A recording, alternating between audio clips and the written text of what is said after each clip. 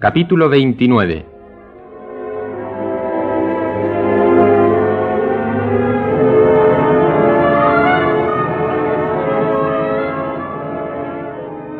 De entre los hombres que habían llevado a Edmundo Dantès a una cárcel perpetua, solo uno parecía escapar hasta ahora de la venganza del conde de Montecristo. Caderousse era un fugitivo de la justicia huido de la cárcel. Danglars, el banquero, estaba viendo disminuir su caja por pérdidas inexplicablemente repetidas. Villefort, el procurador de justicia, había visto deshecho el proyectado matrimonio de su hija, y su suegra había muerto en extrañas circunstancias. Según el doctor Avrigny, había sido envenenada. Solamente Fernando Mondego, ahora conde de Morcerf, parecía no ser molestado por aquella especie de mala suerte que había caído sobre los demás.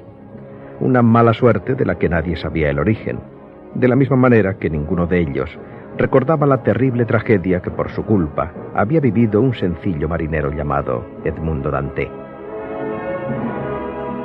2 días después de haber tenido lugar la declaración de Monsieur Noirtier, por culpa de la cual se deshizo la boda de Valentina, una mujer se acercó a la habitación del anciano. Era Madame de Villefort. El anciano la miró con ojos severos. Caballero, vengo a pediros un favor. Vos quitasteis vuestra herencia a Valentina, tan querida para vos, porque iba a realizar ese matrimonio con Monsieur Franc d'Épinay. ¿No es así? El anciano cerró suavemente los ojos. Inmovilizado por una parálisis que le había privado también de la palabra, los ojos eran su único modo de comunicarse. Cerrándolos una vez, afirmaba. Si los cerraba varias veces, era una negación. Bien. Quizá no supierais que yo también era opuesta a ese matrimonio, por el que únicamente mi esposo, vuestro hijo, Monsieur de Villefort, tenía interés. Noirtier volvió a afirmar.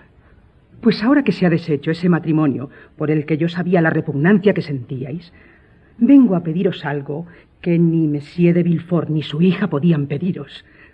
Vengo a suplicaros, como la única que tiene derecho a hacerlo, porque no obtendré ninguna utilidad de ello, que devolváis vuestra herencia a vuestra nieta. Los ojos del anciano se clavaron en Madame de Villefort, intentando descifrar qué oscuras razones podían mover a su nuera para hacerle semejante petición. Al fin cerró una vez los ojos. Sí. Ay, en nombre de mi hijastra, mejor aún, de mi hija, os doy sinceramente las gracias. Efectivamente, al día siguiente mandó Noirtier llamar al notario. Se rompió el primer testamento y se hizo otro nuevo, en el que dejaba todos sus bienes a Valentina, bajo la única condición de que jamás separarían a la muchacha de él.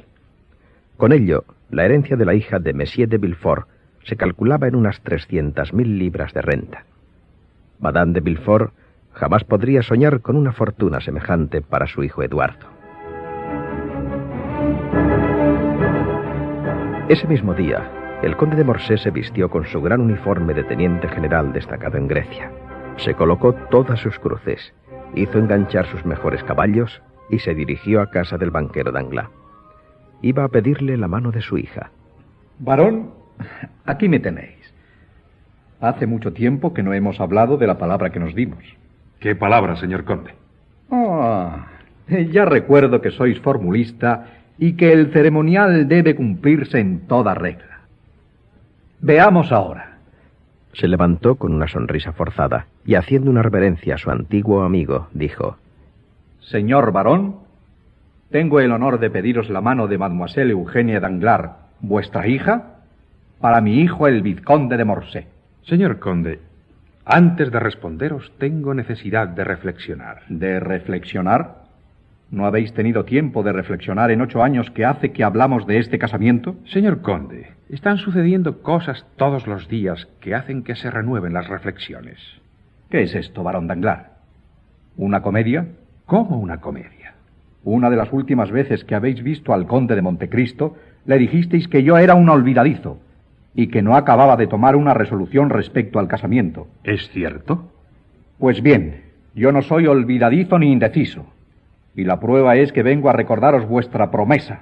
Señor conde, debéis estar sorprendido de mi reserva. Yo soy el primero en lamentarlo, creedme. Pero no puedo menos de obrar así, porque circunstancias imperiosas me lo ordenan. Esos son disculpas, mi querido amigo, con las que se podría contentar un cualquiera. Pero el conde de Morsay no es un cualquiera. Y cuando un hombre como él viene a buscar a otro hombre, le recuerda la palabra dada, y este hombre falta a su palabra, el conde de Morsay tiene derecho a exigir una razón convincente. Tengo una razón que os convencería, pero es difícil de decir. Por eso, suspendo mi resolución. El conde se mordió los labios hasta casi hacerse sangre. No podía demostrar su indignación porque se daba cuenta de que al fin y al cabo él era quien venía a pedir una cosa, y por tanto el ridículo de una negativa sería para él. Hizo un saludo desairado y sin insistir más salió.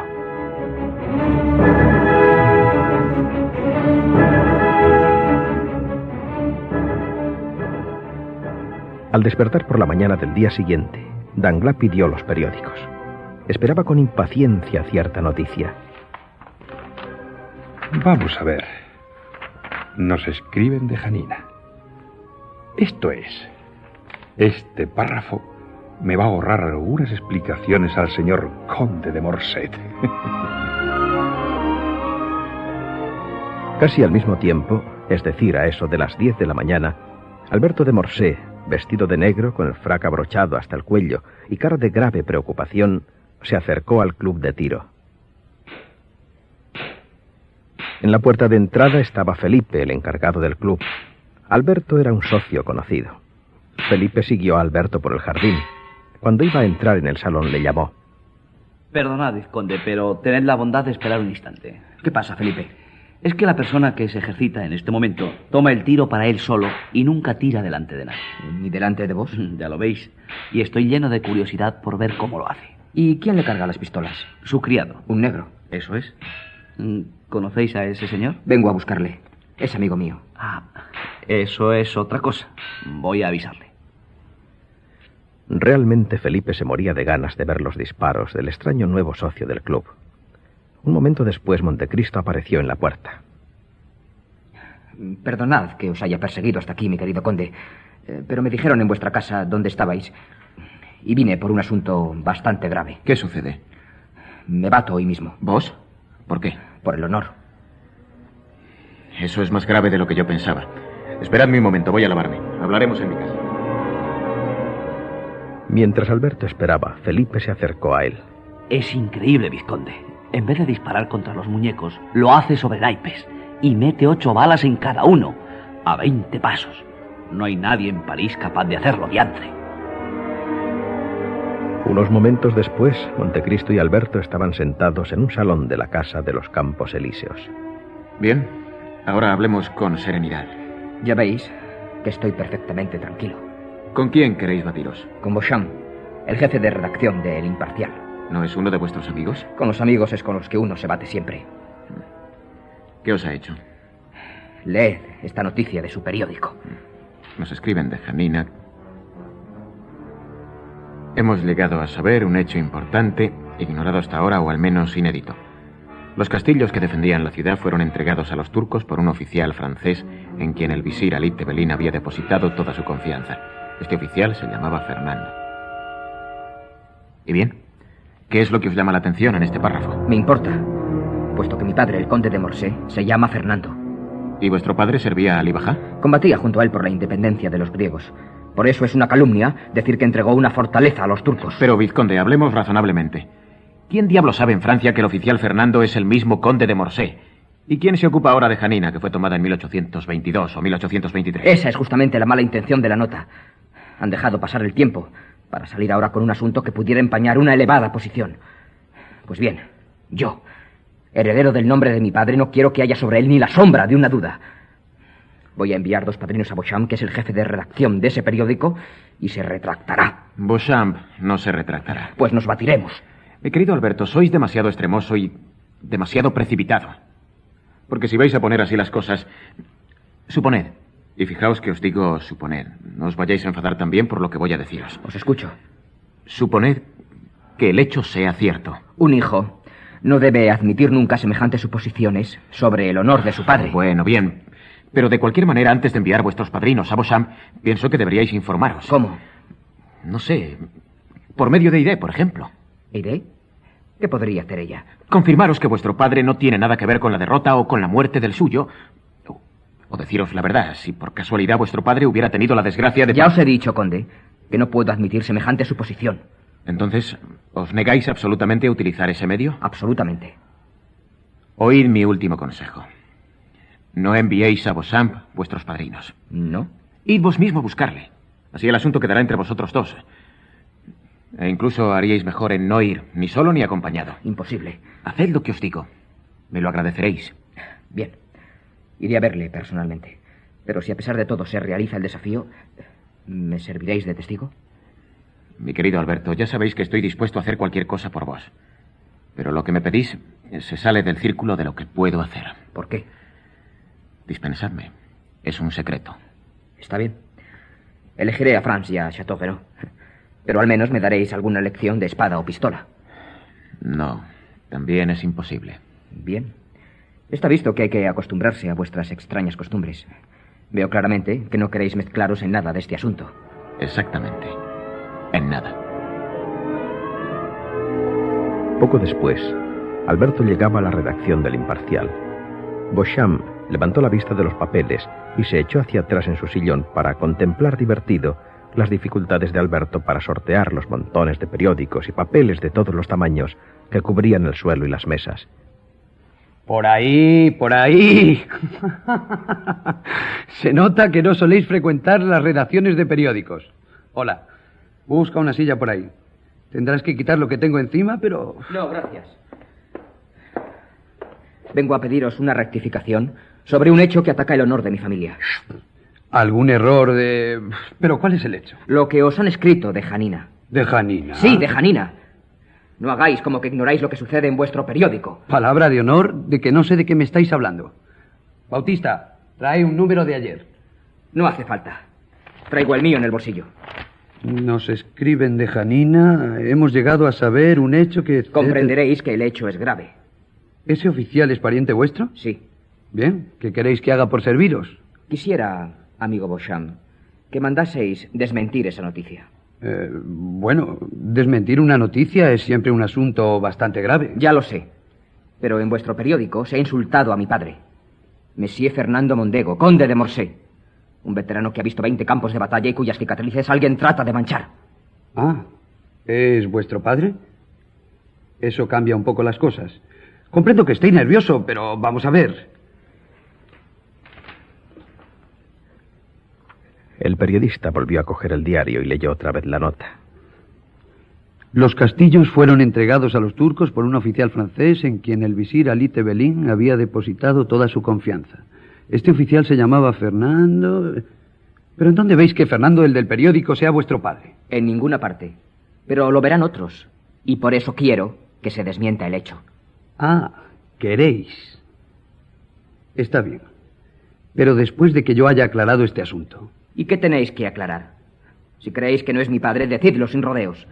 Si por el contrario creéis que es de él de quien se trata, explicadme qué motivos tenéis para pensar así, y yo tomaré las medidas necesarias. Deberíais haber empezado por ahí para no hacerme perder el tiempo hablándoos como a un amigo.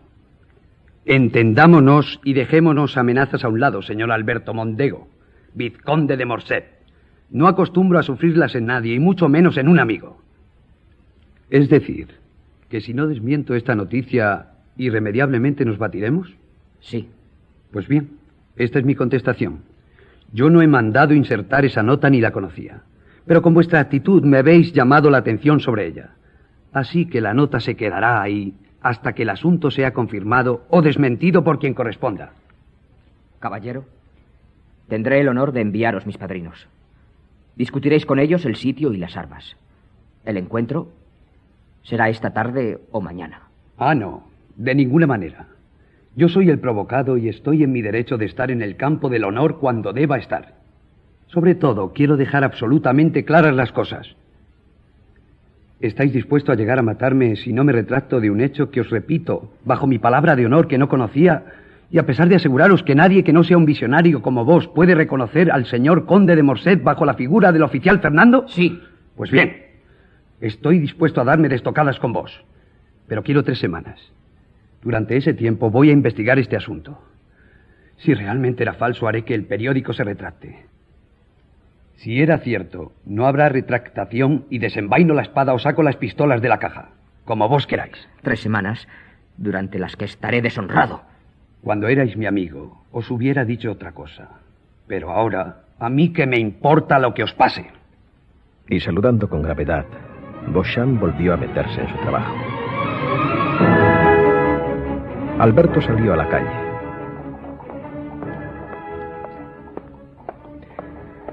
Al subir en su cabriolé, vio atravesar el boulevard Maximiliano Morel. Iba andando muy deprisa, seguido por un hombre, ya de cierta edad, con uniforme de mayordomo. Era Barrois. El anciano Noirtier de Villefort le había enviado con el encargo de avisar a Morel que viniese inmediatamente. Morel había tomado la urgencia del aviso al pie de la letra y llevaba a Barrois un paso agotador, sudando a mares. Al llegar a la mansión, el criado condujo a Morel por el pasadizo secreto hasta la habitación de Villefort, donde esperaba Valentina junto a su abuelo. Morel besó en la frente al anciano y esperó. Barrois jadeaba apoyado contra una pared de la habitación, mientras los dos jóvenes amantes se miraban en silencio, olvidados de todo. Bueno, ¿para qué me habéis mandado llamar? Valentina miró a su abuelo, que afirmó con la mirada. Maximiliano, mi abuelo quiere dejar esta casa. Barrois está ya buscando una que nos convenga. Quiere llevarme a vivir con él y yo también quiero irme. Si mi padre me da su consentimiento, me iré enseguida de esta casa. Si no, esperaré a ser mayor de edad y entonces, libre, independiente y con una buena fortuna... ¿Qué? Con la autorización del abuelo, podré casarme con vos como os prometí. Es la más maravillosa noticia que podíais darme. Que Dios os bendiga 1000 veces, Monsieur Noirtier. Mirad cómo sonríe el pícaro de Barrois. Estáis muy acalorado. Ay, sí, señorita. Monsieur Morel, tengo que reconocer que corre más que yo. Le hubiera pedido que fuese más despacio, pero pedirle paciencia a un enamorado... Mientras hablaba, los ojos se le iban a Barrois, a una bandeja con una jarra de limonada y un vaso en el que había bebido hacía un momento Monsieur Noirtier. Veo que te está apeteciendo la limonada.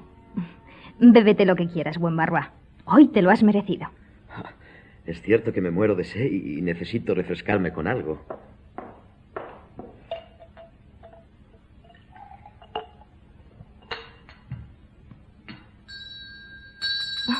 Hoy es sábado. Debe ser el médico. Noirtier afirmó con los ojos. Va a subir aquí. Os tenéis que ir, Maximiliano. Barrois os acompañará. Pero, ¿qué os pasa, Barrois? El mayordomo no respondió. Miraba a su amo con ojos desencajados y con las manos agarrotadas buscaba un apoyo para poder sostenerse. Dios mío, es un dolor terrible. No veo. ¡Doctor Avigny! ¡Socorro! ¡Doctor Avigny!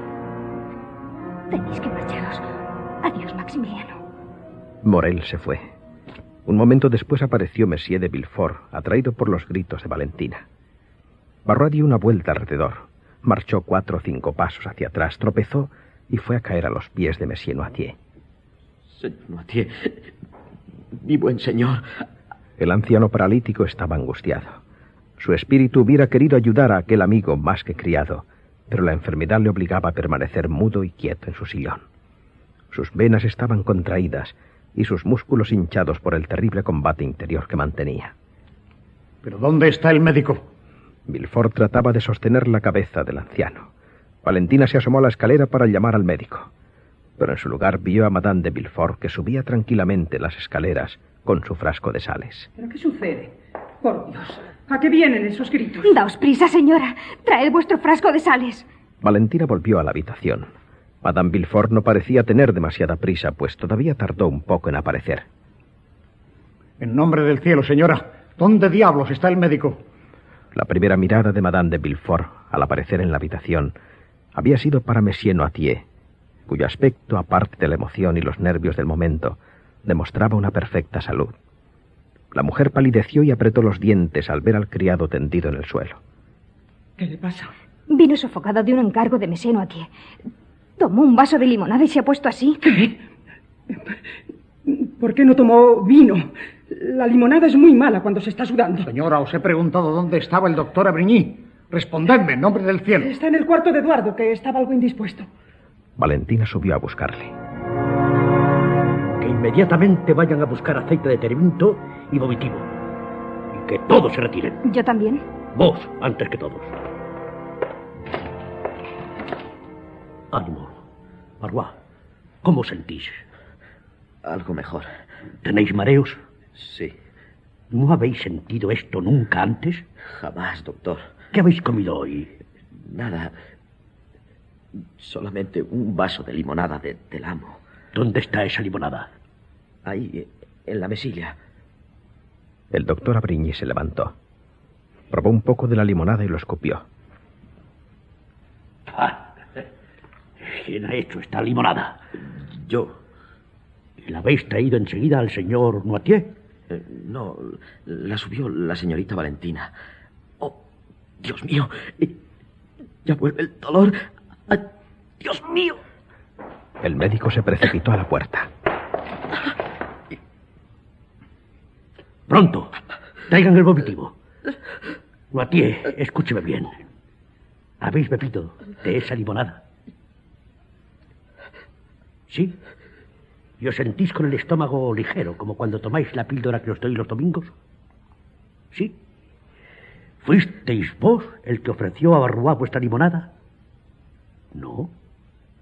¿Monsieur de Villefort? ¿Valentina? Sí, dijeron los ojos del anciano. Aquí está el vomitivo. Tomad. No, ya no puede tomarlo. Tendré que hacerle una sangría. Id a la cocina y traedme el frasco de jarabe de violetas. Venid vos solo. Vuestro criado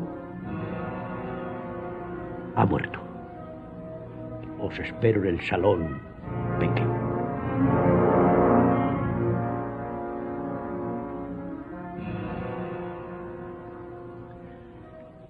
Enseguida volvió Villefort con el jarabe de violetas.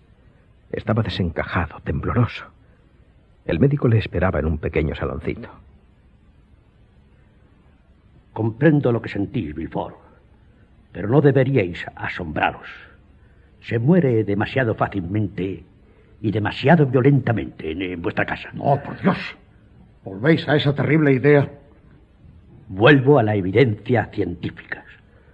Mirad, el jarabe de violetas no reacciona de ninguna manera ante la limonada. Pero si está envenenada, la limonada se pondrá verde. El médico dejó caer unas gotas de limonada en el vaso de jarabe. Una especie de nube se formó en el fondo. Al principio tomó un color azulado. Luego pasó al verde, que quedó fijado. El desgraciado Barrois ha sido envenenado con la nuez de San Ignacio. Y lo afirmaré así ante Dios y los hombres. Villefort no respondió. Se dejó caer en un sillón como si le hubiese herido un rayo.